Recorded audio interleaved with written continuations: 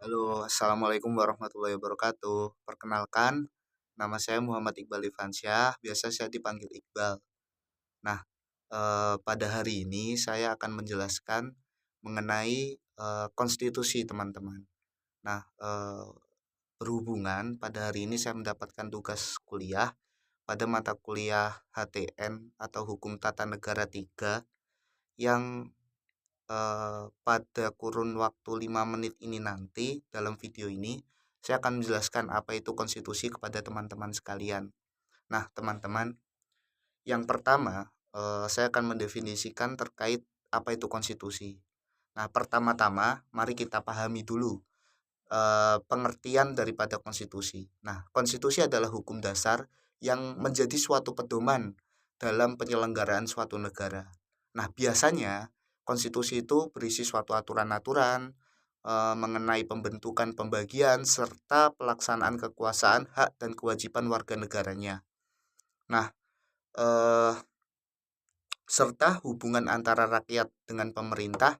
Dengan kata lain, konstitusi adalah suatu aturan main dalam sebuah negara atau rule of game, di mana di dalamnya itu dia menjelaskan terkait mekanisme bagaimana sih jalannya negara dan apa saja bagan-bagan atau bagian-bagian institusi-institusi yang ada di dalam sebuah negara tersebut.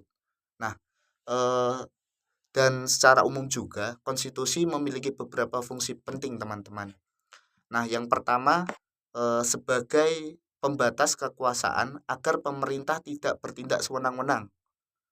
Lalu yang kedua, sebagai suatu jaminan hak-hak warga negara, misalnya hak atas kebebasan, hak memperoleh pendidikan, dan hak menyatakan pendapat.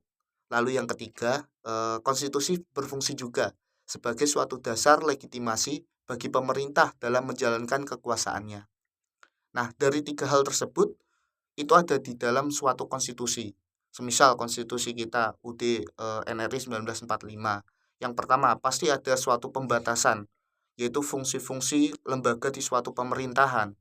Lalu yang kedua tadi, sebagai jaminan hak-hak warga negaranya supaya tidak ditindas dan dia juga memiliki suatu kebebasan dan dilindungi oleh suatu hukum dan tidak dan melindungi dirinya, melindungi para warga atau masyarakat untuk menerima suatu tindak seperti kekerasan atau penyelewengan jabatan para pemerintah kepada masyarakat, kaum-kaum kaum-kaum yang kemungkinan bisa ditindas oleh para pemegang kekuasaan, itu dia dilindungi oleh suatu legitimasi hukum-hukum serta hak-haknya di dalam suatu konstitusi tersebut. Biasanya itu nanti dari konstitusi dia melahirkan suatu undang-undang. Kalau kita lihat daripada di hierarki dalam suatu perundang-undangan, yaitu konstitusi itu paling atas sendiri, baru dia melahirkan suatu bentuk aturan berupa suatu perundang-undangan. Nah, seperti itu teman-teman. Lalu yang ketiga tadi, konstitusi berfungsi juga atau berperan sebagai legitimasi bagi pemerintah dalam menjalankan kekuasaan. Jadi ketika para pejabat yang menerima suatu kekuasaan atau jabatannya, dia harus menjalankan sesuai daripada tupoksi yang tertera dalam konstitusi. Seperti yang ada di Indonesia menganut sistem trias politika dalam pemerintahannya, eksekutif, legislatif, dan yudikatif.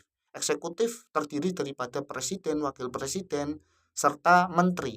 Nah, dia memiliki kekuasaan dan perannya masing-masing dalam hak dan tanggung jawabnya. Lalu legislatif, DPR, DPD, MPR, dia selalu dikatakan sebagai Dewan Perwakilan Rakyat. Dia mewakili aspirasi-aspirasi atau kritikan atau masukan atau menyalurkan aspirasi atau hak-hak para masyarakat kepada lembaga-lembaga tersebut untuk diproses untuk menjadi suatu aturan, norma hukum, dasar hukum, dan lain-lain sebagainya. Lalu yudikatif, yaitu lembaga peradilan seperti MK, KY, MA. Jadi ada tiga tuh. Pertama MK, MA, lalu KY, Komisi Yudisial itu. Jadi dia melaksanakan daripada perannya dalam peradilan menegakkan hukum. Seperti itu teman-teman.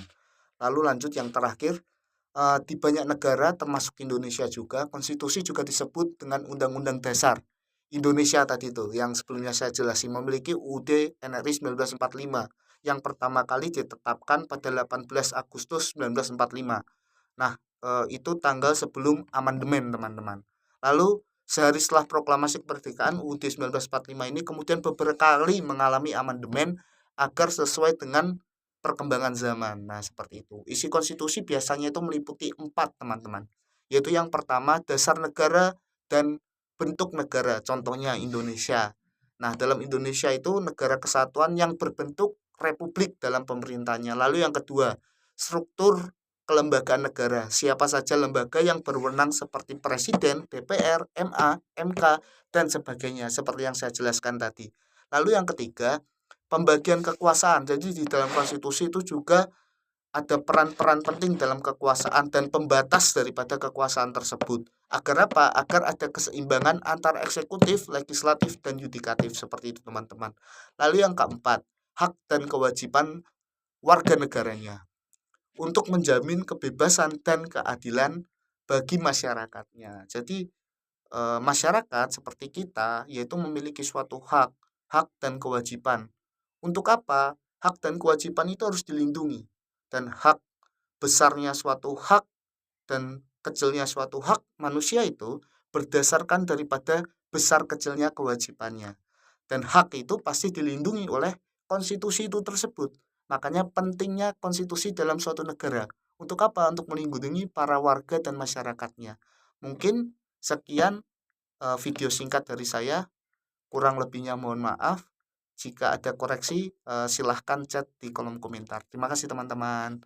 Dadah. Wassalamualaikum warahmatullahi wabarakatuh.